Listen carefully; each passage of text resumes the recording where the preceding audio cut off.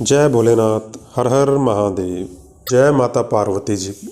सूत जी महाकाल ज्योतिर्लिंग के महत्व के बारे में एक और प्रसंग बताते हुए कहते हैं, उज्जैन में चंद्रसेन नामक एक महान राजा थे जो संपूर्ण शास्त्रों के ज्ञाता, शिव भक्त और जितेंद्रिय थे।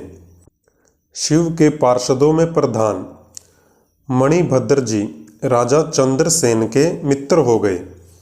एक समय उन्होंने राजा पर प्रसन्न होकर उन्हें चिंतामणि नामक महामणि प्रदान की, जिसका तेज सूर्य के समान था। उसे देखने, सुनने और ध्यान करने पर भी मनुष्यों का मंगल हो जाता था। जब राजा चंद्रसेन उस चिंतामणि को कंठ में धारण करके सिंहासन पर बैठते, तब उनकी शोभा देवताओं में सूर्य नारायण की भांति हो जाती। जब अन्य राजाओं ने उस चिंतामणि के बारे में सुना तो उनकी भी उसे पाने की इच्छा हुई। उन सभी राजाओं ने एक साथ मिलकर चंद्रसेन राजा से युद्ध करने की योजना बनाई। वे सब के सब परस्पर मिल गए थे और उनके साथ बहुत से सैनिक थे। उन्होंने आपस में सलाह करके एक साथ राजा चंद्रसेन पर आक्रमण किया और उज्जैन के चारों द्वारों को घेर लिया। अपनी उज्जैनी पुरी को सभी राजाओं द्वारा घिरा हुआ देखकर राजा चंद्रसेन भगवान महाकालेश्वर की शरण में गए और उनकी आराधना करने लगे। उन्हीं दिनों उज्जैन में एक ग्वालिन रहती थी जिसके एकमात्र पुत्र था। वह विधवा थी और उज्जैनी में बहुत दिनों से रहती थी। वह अपने 5 वर्ष के बालक को लिए हुए महाकाल के मंदिर में गई और उसने राजा चंद्रसेन द्वारा की जा रही महाकाल की पूजा का आदरपूर्वक दर्शन किया। राजा के शिव पूजन को देखकर और उस उत्सव को देखकर उसने भी भगवान महाकाल को प्रणाम किया और फिर अपने निवास स्थान पर लौट आई। ग्वालिन के उस 5 वर्ष के बालक ने भी वह सारी पूजा देखी थी। अतः घर आने पर उसने दोबारा से शिवजी की पूजा करने का विचार किया। उसने एक सुंदर पत्थर को लाकर अपने घर से थोड़ी ही दूरी पर एकांत स्थान पर रख दिया। उस समय वे ग्वालिन एक शिविर में रहती थी।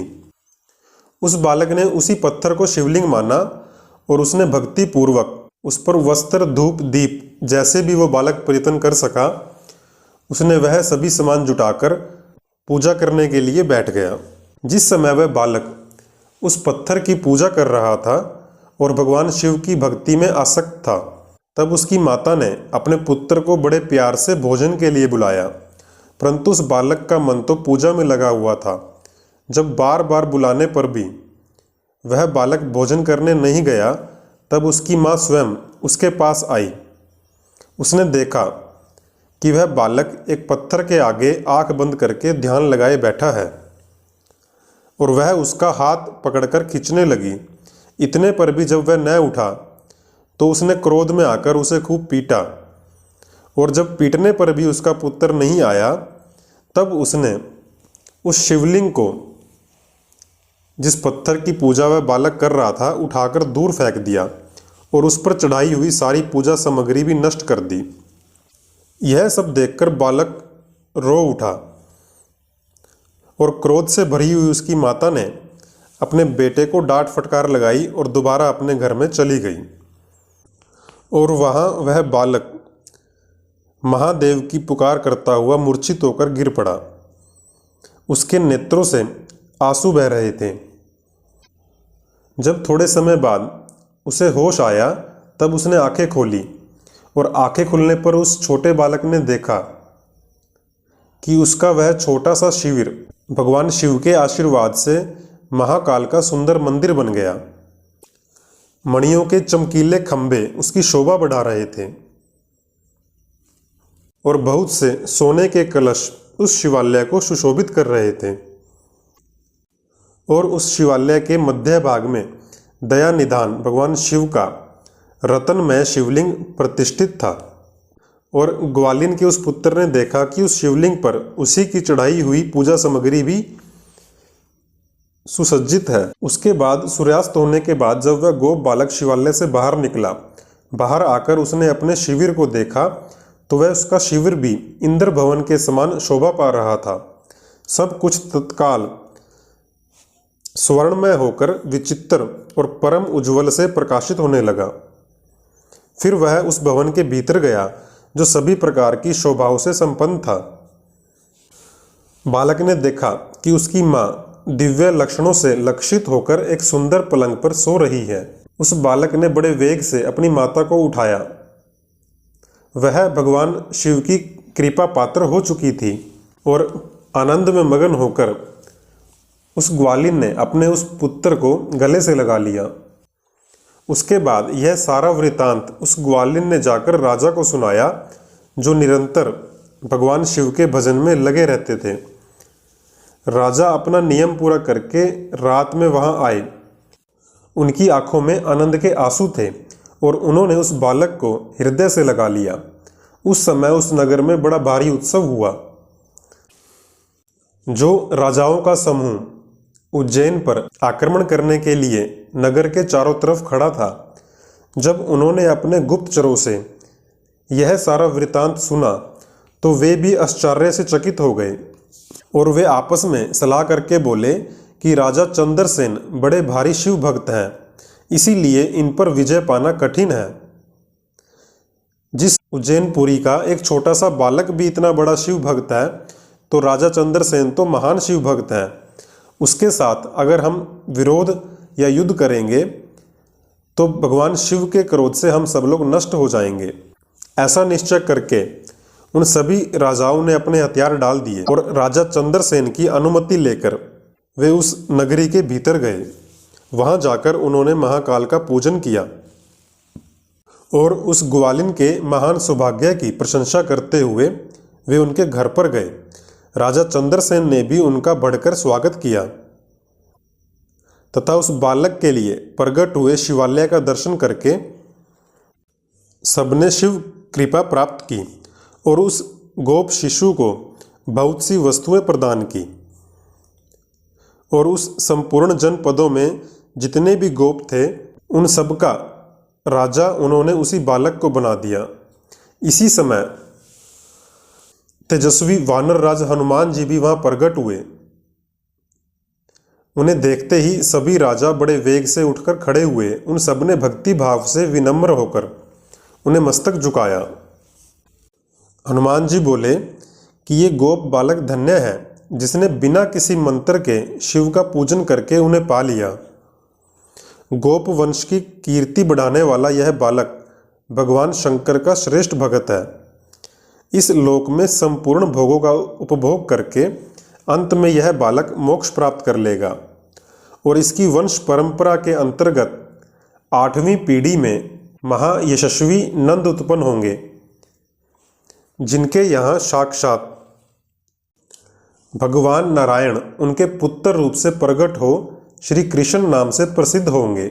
इसके बाद हनुमान जी वहाँ से अंतर्धान हो गए और सभी राजा महाराज चंद्रसेन की आज्ञा लेकर अपने अपने नगर को लौट आए। इस प्रकार आपने जो यह महाकालेश्वर ज्योतिर्लिंग की महिमा सुनी, यह सब प्रकार का सुख देने वाली है तथा शिव भक्ति को बढ़ाकर मनुष्य को मोक्ष प्रदान करती है। इसके बाद सूत जी ओंकारेश्वर ज्योतिर्लिंग की महिमा बताते हुए कहते हैं, एक बार नारद मुनि भगवान शिव के समीप जाकर बड़ी भक्ति के साथ उनकी सेवा करने लगे। कुछ काल के बाद वे मुनि श्रेष्ठ वहां से गिरिराज विंध्य पर्वत पर आए और विंध्य ने वहां बड़े आदर के साथ उनका पूजन किया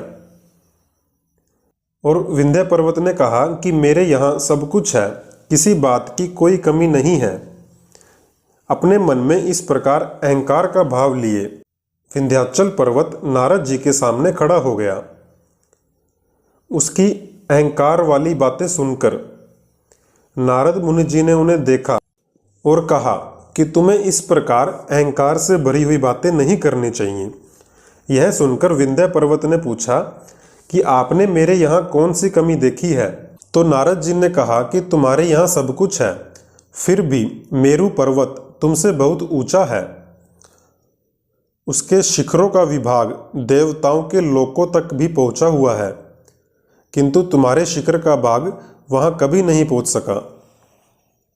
इस प्रकार यह बात कहकर नारद जी वहां से चले गए। परंतु विंध्य पर्वत यह सुनकर सोचने लगा कि मेरे जीवन आदि को धिक्कार है। ऐसा सोचता हुआ वह मन ही मन दुखी हो उठा और बोला कि अब मैं विश्वनाथ भगवान शिव की आराधना पूर्वक तपस्या करूंगा। ऐसा हार्दिक निश्चय करके वह भगवान शिव की शरण में गया। उसने प्रसन्नता पूर्वक जहाँ ओंकार की स्थिति है वहाँ जाकर शिव की पार्थिव मूर्ति बनाई और 6 मास तक निरंतर शिव की आराधना करके शिव के ध्यान में तत्पर हो तपस्या करने लगा। विंध्याचल की ऐसी तपस्या देखकर पार्वती पति भगवान शिव प्रसन्न हो गए। उन्होंने विंध्याचल को अपना वह स्वरूप दिखाया जो योगियों के लिए भी दुर्लभ है और उनसे पूछा कि तुम्हारी क्या इच्छा है। तब विंध्य बोला कि आप सदा भक्तों पर दया करने वाले हैं। यदि आप मुझ पर भी प्रसन्न हैं तो मुझे वह अभिष्ट बुद्धि प्रदान कीजिए जो सभी कार्यों को सिद्ध करने वाली हो। भगवान शिव ने उसे वह उत्तम वर दे दिया और बोले कि तुम जैसा चाहो वैसा करो।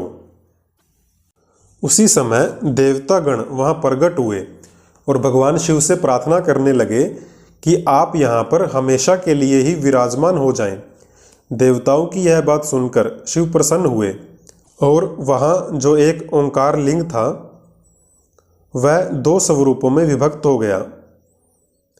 प्रणव में जो सदा शिव थे वे ओंकार नाम से विख्यात हुए और पार्थिव मूर्ति में जो शिव ज्योति प्रतिष्ठित हुई उसकी परमेश्वर संज्ञा हुई।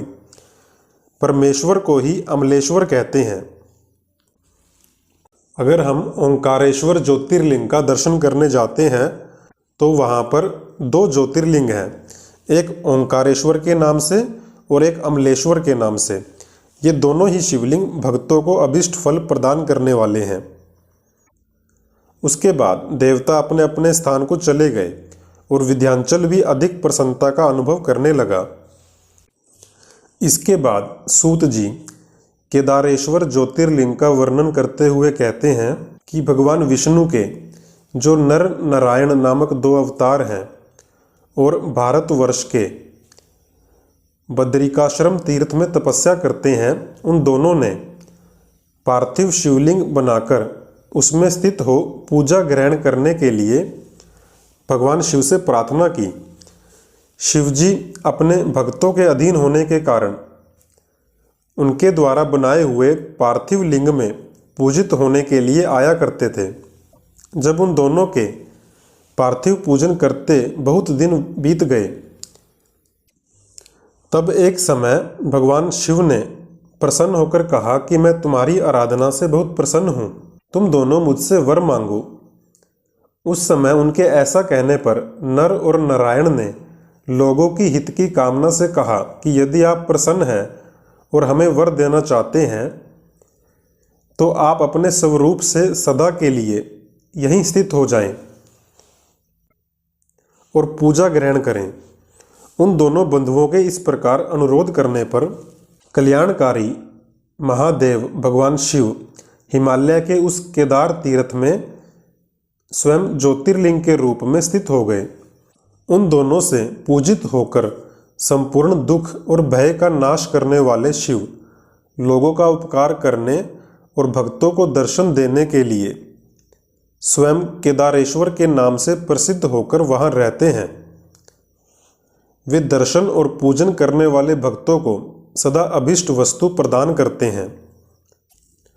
उसी दिन से लेकर जिसने भी भक्ति भाव से केदारेश्वर का पूजन किया वह सदा के लिए सुखी हो गया और जो भगवान शिव का प्रिय भक्त वहाँ शिवलिंग के निकट शिव के रूप से अंकित कंकण या कड़ा चढ़ाता है वह उस वल्लय युक्त स्वरूप का दर्शन करके समस्त पापों से मुक्त हो जाता है। जो बद्री वन की यात्रा करता है उसे भी जीवन मुक्ति प्राप्त होती है। नर और नारायण के तथा केदारेश्वर शिव के रूप का दर्शन करने से मनुष्य मोक्ष का भागी होता है। केदारेश्वर में भक्ति रखने वाला जो पुरुष वहाँ की यात्रा आरंभ करता है और उनके पास तक पहुँचने के पहले मार्ग में ही मर जाता है, वे भी मोक्ष को पा जाते हैं। केदार तीर्थ में पहुंचकर वहां प्रेम पूर्वक केदारेश्वर की पूजा करके वहां का जल पी लेने के पश्चात मनुष्य का फिर जन्म नहीं होता।